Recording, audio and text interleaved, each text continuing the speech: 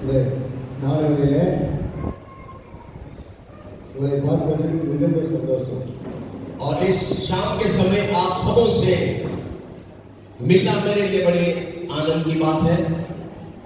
வாய்ப்பினை கொடுத்த முதல்ல தேவனுக்காகவும் ஊழியக்காரர்களுக்காக தலைமை மண்டல தலைமை போதகர் மற்ற கோஆர்டினேட்டர் அவர்களுக்காகவும் தேவனுக்கு முதல் நன்றி சொல்லுகிறோம். और पहले मैं प्रभु का धन्यवाद देता हूँ और आपके पासवान को धन्यवाद देते हैं और हमारे जो अगुवे हैं, हमारे जो लीडर हैं, हमारे साथ आए हैं, उनको भी हम धन्यवाद देते हैं। உங்களை பார்க்கும்போது நீங்கள் பாடி துதித்து ஆராதித்து தேவனை மகிமைப்படுத்தி நான் பாடும்போது எங்களுக்குள்ள பெரிய உற்சாகம் வருகிறது. और जिस तरह आप लोग गीत गाकर और नाचते हुए जब आराधना करते हैं, उसे देखते हमें भी एक ऐसा ही एक खुशी हो रही है अंदर ही। ஏனென்றால் ஒவ்வொரு நாளும் மனமடைவதற்காக எங்கள் சபையார் விசுவாச பிள்ளைகள் நம்முடைய தமிழ்நாடு முழுவதும் ஒவ்வொரு நாளும் எழுப்புவதற்காக ஜெபம் பண்ணி கொண்டே இருக்கிறோம். और क्योंकि हम लोग जो दक्षिण भारत में, उत्तर भारत के लोगों के बीच में प्रभु की बेदारी हो, परमेश्वर की कार्य हो, इसी बात को हम ध्यान में रखते हुए आप सबों के लिए हम प्रार्थना करते हैं। கர்த்தர் நீங்க ஜெபத்தெல்லாம் கேட்டு நாட்களை மகிமையான நாட்களை பார்க்கும்படியாக தேவனுக்கு உதவி செய்திருக்கிறார். தேவனுக்கே மகிமை உண்டாகட்டும். और आज आप सब लोगों को देखते हुए मैं इसी बात को याद करता हूँ, प्रभु हमारा महान है, उस प्रार्थना को व्यर्थ जाने नहीं दिया है और आप सबों को यहाँ तक संभाला है। इसे देखकर मैं बहुत खुश हूँ। தேவனுக்கு ஒரு சின்ன வாசிக்கிறவங்க சாட்சி சுத்தமாக சொல்லியிருக்கிறார். और एक वचन के साथ मैं अपनी गवाही को आप लोगों के बीच में रखना चाहता हूँ। संगीत 34:8 वचन और भजन संहिता 34 उसका 8वां वचन को पढ़ेंगे। संगीत 34:8 भजन संहिता 34 उसका 8। கர்த்தர் நல்லவர் என்பதை ருசித்து பாருங்கள், அவர் மேல் நம்பிக்கையா இருக்கிற மனுஷன் பாக்கியவான். परख कर देखो कि यहोवा कैसा भला है, क्या ही धन्य है वह पुरुष जो उसकी शरण लेता है। இந்த வேதம் சொல்லுகிறது கர்த்தர் நல்லவர். और ये वचन कहता है प्रभु भला है। இயேசு கிறிஸ்து நல்லவர் என்று வேதம் சொல்லுகிறது. और ये वचन कहता है कि हमारा प्रभु यीशु भला है। அப்படியாக இயேசு கிறிஸ்து என்னுடைய வாழ்க்கையில என் குடும்பத்தில் ஆண்டவர் ஒவ்வொரு நாளும் நல்லவராக இருந்தார். और वही प्रभु यीशु मेरे परिवार में, मेरे जीवन में भला ही रहा है। நான் ஒரு இந்து குடும்பத்தில் பிறக்கப்பட்டவனானே. मैं एक हिंदू परिवार में जन्म लिया हुआ என்னுடைய பழைய பேர் முருகன். और मेरा नाम है मुरुगन। அது பேர் என்று சொன்னாலுமே தமிழ்நாட்டில் மிகவும் பக்திக்குரிய சாமி. और ये देवता का नाम है जिसको हम क्या कहते हैं, जो मोर के साथ ये छोटा सा लड़का सा खड़ा होता दिखता है, उसको क्या बोलते हैं? बिल्कुल सही है, वही उसी का नाम वहाँ मुरुगन कहते हैं। ये उसी का नाम है इनका। அதாவது நான் பிறக்கும்போது எங்கள் தகப்பன் சொன்னாங்க, தாய் தகப்பன் சொன்னார்கள், நான் பிறக்கும்போது ஜாதகம்லாம் பார்த்து என்ன பேர் வைக்கணும், என்ன செய்யணும் சொல்லி ஜாதகம்லாம் பார்த்து என் பேர் முருகன் செலக்ட் பண்ணியிருக்காங்க.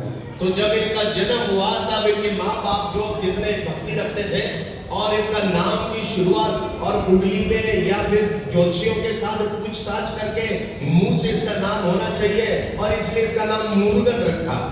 இப்படி நான் வாழ்ந்திருக்க வேலையில என் குடும்பம் எங்கள் தகப்பனார் குடிக்கு அடிமையானதுனால और ऐसे परिवार में मेरे पिताजी बहुत नशे में, बड़ा दारू पीने में वो टैलेंटेड था।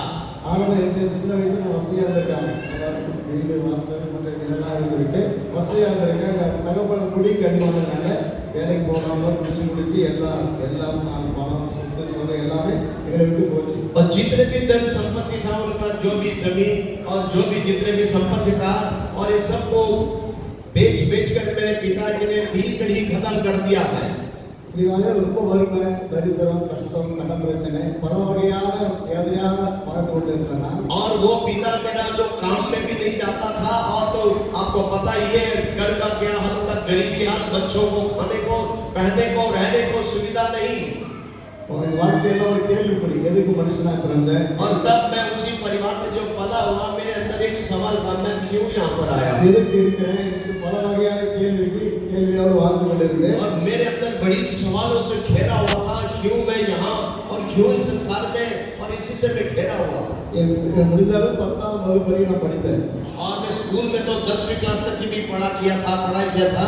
அதுக்கு மேல குடும்ப சூழ்நிலை படிக்க முடியாத சூழ்நிலை और இருந்தது. उससे बढ़कर परिवार के हिसाब से तो मैं पढ़ नहीं पाया। அப்படி இருந்ததால ஒவ்வொரு நாளும் கேள்வி, யார் உண்மையான கணவர், கடவுள் ஒருவர் உண்டா, என் வாழ்க்கையான பிரச்சனை, என் கஷ்டம், என் தோல்வி, நஷ்டம், சொல்லி பல வகையான கேள்விகளோடு தற்கொலை பண்ணிக்கலாம்னு பல யோசனைகள் வந்தது. और तब इन सवालों के बीच में मुझे ये भी है कि क्या कोई है ऊपर वाला जिसको लोग मानते हैं? यदि कोई है तो वो मेरे जीवन में काम क्यों नहीं करता है? हमारे जीवन ऐसा परिस्थिति में क्यों पड़ा है? ये सवालों से भर गया। அப்படி மார்கதர்ஷன் 13 வயசுல இருக்கப்போ ஒரு கேள்வியோடு வாழ்ந்து கொண்டு இருக்கிற நிலையில, और उस समय मेरा कुछ लगभग 13 साल का उम्र हो सकता था। இப்படி வாழ்ந்து கொண்ட நிலையில ஒரு பக்கத்து வீட்டுல ஒரு அக்கா வந்து உடம்பு முடியாம போகுது. और उन्हीं दिनों में हमारे जो पड़ोस है, हमारे पड़ोस में एक बहन को बीमार हो गई। அவங்க என்ன சொன்னாங்க, நீ சர்ச்சுக்கு கூட்டு போப்பா, சர்ச்சில் போய் ஜெபம் பண்றாங்கன்னா வியாதிகளை போய் ஜெபம் பண்ணா வியாதி சுகமாகுது, அதனால நீ வந்து சர்ச்சுக்கு வர வேண்டாம், என்னை கூட்டிட்டு வந்து சர்ச்சில் மாத்திரம் விடு, வீட்டில் கொண்டு வந்து வீட்டில் விட்டு சொல்லி तब उन्होंने जो उनका जो पड़ोसी थे उन्होंने इनसे रिक्वेस्ट किया, भाई आप इस बहन को चर्च तक ले जाओ, वहां कुछ लोग प्रार्थना करने वाले आ रहे हैं, वो प्रार्थना करेंगे और इसको चंगाई मिल सकता है, तो आप कृपया इसको वहां तक ले जाना, तुम्हें चर्च में जाने की जरूरत नहीं, तो इसी को वहां पर ले जाओ। அந்த அக்கா வீட்டு சர்ச்சில் விட்டு பாஸ்டர் ஆசிரியையா பாஸ்டர் சீக்கிரம் வந்துருக்காங்க, அவங்க தரப்போனா அவருக்கு என்ன பண்ணாங்க, அவர் என்ன பண்ணாங்க, முதல்ல சகோதரி கூப்பிட்டு தலைவலை கைக்கு ஜெபம் பண்ணாங்க। और यहाँ पर पास्टर आशीर वहां पर थे, जिनका 2 बेटे यहाँ पर है, और वो उस दिन वो प्रचार कर रहे थे और उन्होंने उनको बुलाकर उनके लिए प्रार्थना किया। ஜெபம் பண்ணி அவர் அங்கே வீட்டுக்கு என்ன கூப்பிட்டாங்க, வெளியே இருந்தேன், உள்ள சர்ச்சுக்குள்ள வரல, गेट के வெளியே இருந்தேன், அப்ப என்னைய கூப்பிட்டு उनके लिए प्रार्थना करने के बाद वो मुझे भी बुलाने लगे, इधर आ जाओ। தலைவலை கை முட்டி போடவே தலைவலை கை வச்சு और उन्होंने मेरे सिर पर भी हाथ रखा। எனக்கு அந்த சில வார்த்தையை சொல்லி ஜெபம் பண்ணி தொடர்ந்து சர்ச்சைகளா தம்பி ஆண்டவர் ஆசீர்வதிப்பான்னு சொல்லி அனுப்பிட்டார்। और कुछ बातें उन्होंने बोला है और कहने लगा, भाई तुम लगातार चर्च में आओ, प्रभु तुम्हें आशीष देगा, ये कहकर मुझे भेज दिया। அவர் தலைவலை கை ஜெபம் பண்ண பிறகு என் வாழ்க்கையில ஒரு பெரிய மாற்றத்தை நான் உணர்ந்தேன்। जैसे उनके हाथ मेरे सिर पर आया था, मेरे सोच विचार में एक बड़ी बदलाव को मैंने महसूस किया। எனக்கு கிறிஸ்தவர்களே பிடிக்காது, சபையே பிடிக்காத இந்த சூழ்நிலை இருந்த நான் அவர்கள் தலைமையில கை வச்ச உடனேயும் நான் சபைக்கு போகணும், நான் ஆண்டவரை தேடணும், தேவனை தொழுது கொள்ள வேண்டும், தானாக எனக்குள்ள ஒரு உணர்வு தானாகவே வந்தது। और जैसे मैं चर्च में कभी नहीं जाता था, मैं चर्च के लोगों से पसंद नहीं करता था, मगर और उनके हाथ रखने से मेरे अंदर में एक बड़ी बदलाव और बड़ी एक बदलाव को मैंने महसूस किया। தேவன் கிருபையால அது பிறகு நான் ரட்சிக்கப்பட்டு தேவனுடைய பிள்ளைகளாக மாறினேன்। இதெல்லாம் கேள்வி கேட்டேனோ ரட்சிக்கப்பட்ட பிறகு எல்லாவற்றையும் கர்த்தர் எனக்கு நன்மையாகவே செய்தார்। और जो मैंने सवाल प्रभु से पूछा था, उन दिनों में जब चर्च में लगातार मैं जाने लगा, मेरे सारे सवालों को जवाब मिला, मैंने उद्धार पाया, मैं यीशु की आराधक बन गया हूँ। கர்த்தர் அது பிறகு என்னை ஆசீர்வதிக்க ஆரம்பிச்சாரு।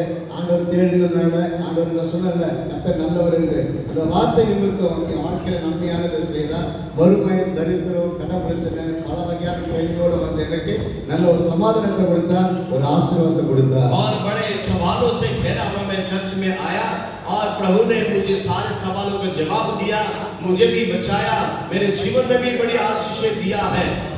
கர்த்தர் இந்த நாள் வரைக்கும் நான் கர்த்தர் மேலும் உயர்த்திருக்கிறார், ஊழியக்காரனை வைத்திருக்கிறார், நான் அநேகருக்கு ஒரு ஆசீர்வாதமான பிள்ளையாக கர்த்தர் இதுவரைக்கும் ஆண்டவர் வைத்திருக்கிறார்। और परमेश्वर मुझे आशीष दिया है और मुझे कई सेवक के रूप में इस्तेमाल करता है और कईयों के लिए मेरा जीवन आशीष का कारण बन गया। எங்கள் குடும்பத்தில் நான் முதல் கிறிஸ்தவன் और मेरे परिवार में मैं ही पहली बार उद्धार पाया था।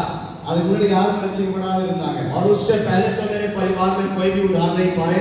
ரட்சிக்கப்பட்ட பிறகு எங்கள் முழு குடும்பம் ரட்சிக்கப்பட்டு और जब मैंने उद्धार पाया, मेरे पूरा परिवार विश्वास में आए। ரட்சிக்கப்பட்டது மட்டுமல்ல, என் குடும்பத்தில் 5 பேர் பாஸ் ஆகிறாங்க। और सिर्फ मैं ही नहीं, मेरे परिवार ही नहीं, बल्कि मेरे परिवार से 5 सेवक पास्टर लोग मेरे परिवार में से निकले हैं। கர்த்தர் குடும்பத்தை எங்களை உயர்த்தி வச்சிருக்கிறார், ஆசீர்வதிச்சிருக்கிறார்। और परमेश्वर ने हमें बढ़ाया है, हमें आशीष दिया है। என் வாழ்க்கையில தேவன் நல்லவராக இருந்து அவர் பெரிய காரியங்களை செய்தார்। ஒருவேளை புதுதையாக வந்திருந்தா, இதுவரை இயேசுவை அறியாமல் இருந்தா இயேசுவை ஏற்றுக்கொள்ளாமல் இருந்தால் அவர் மேல் நம்பிக்கை வைங்க. உங்கள் வாழ்க்கையை நிலைமைகள் கர்த்தர் மாற்றுவதற்கு நம்முடைய ஆண்டவர் நல்லவராக இருக்கிறார். यदि आप यहाँ पर कोई पहली बार आए हैं, मैं आप सबों को बताना चाहता हूँ, इस प्रभु ने जो मेरे जीवन में आशीष दिया है वो आपके जीवन में भी आशीष दे सकता है। यदि आप उस पर विश्वास करोगे, यदि आप उसकी दिखाए हुए मार्ग पर चलोगे, तुम आनंदित रहोगे, तुम्हारे जीवन में भी वो उन्नति को वो देगा। ஒரு இயேசு காலத்தில் இயேசு என்றால் கிறிஸ்துவ தெய்வம், இயேசு என்றால் வெளிநாட்டு கடவுளை, இயேசு என்றால் வெள்ளக்கார தெய்வம் சொல்லி நினைச்சிருந்தேன். और कभी मैं ये सोचता था यीशु मसीह जो है ये अंग्रेजों का देवता है, ये बाहर वालों की ये देवता है, और इसी के बारे में मैं ऐसे सोचता था। அது பிறகு இயேசு வருகிற பிறகு பிரைஸ் காட், அதாவது அப்படி நினைச்சிட்டு இருந்தாங்க. அப்படி நினைச்சதை கர்த்தர் பிறகு ஒரு காலத்தில் நினைச்சதை இயேசு ஏற்றுக்கொண்ட பிறகு இயேசு தான் உண்மையான கடவுளை அறிந்து கொள்வதற்கு ஆண்டவனுக்கு உதவி செய்தார். और मैंने यीशु को पहचानने का मौका मिला और उसके द्वारा நீங்களும் அந்த இயேசு கிறிஸ்துவை நம்புங்க. நிச்சயமாக வாழ்க்கை மாறும், சூழ்நிலைக்கு மாறும். எந்த நிலைமை இருந்தாலும் உங்கள் ஆண்டவர் ஒரு நாள் கைவிட மாட்டார். தேவனுக்கே எல்லா மகிமையும் கனத்தை நான் செலுத்துகிறேன். और आप लोग भी उसी तरह विश्वास करें, परमेश्वर आपके जीवन में आशीष देगा और आप भी और मेरे तरह गवाह बनोगे। और इसका तो मैं एक गवाह हूं आपके साथ। இயேசுவை பின்பற்றதுனால இந்த கர்த்தர் இந்த உயர்த்தி வச்சிருக்கிறார். நீங்கள் அவரை நம்புங்க. கர்த்தர் வாழ்க்கையிலே குடும்பத்தில் தேவன் பெரிய காரியங்கள் செய்வார். और आप भी विश्वास करें, आपके जीवन में आपके परिवार में भी प्रभु अद्भुत कार्य कर सकता है। தேவனுக்கு